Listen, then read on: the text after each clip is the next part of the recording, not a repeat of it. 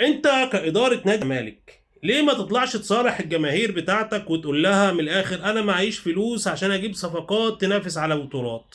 ليه ما تطلعش تقول كده؟ ليه ما بتطلعش تقول المشكلة فين او انا عنديش فلوس؟ لان استحالة تكون انت راجل عايز تنافس على الدوري بالصفقات اللي انت جايبها، عايز تنافس على الدوري بشيكو بنزا اللي انت جيت في ماتش الاهلي وطلعته بره القايمة، وجيت في ماتش النهارده وحطيته احتياطي.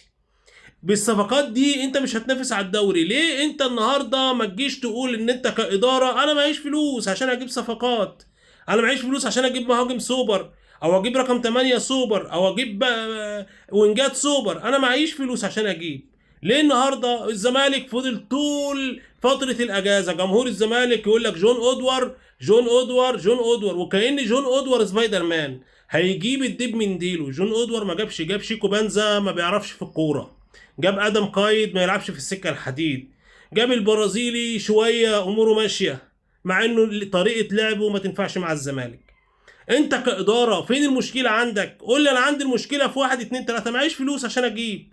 تبقى جماهير الزمالك ما عندهاش امل انها تنافس. هتيجي تقول لي ما هو كان بينافس وكان متصدر في اول الدوري، هقول لك ما المصري كان متصدر في اول الدوري هياخد الدوري؟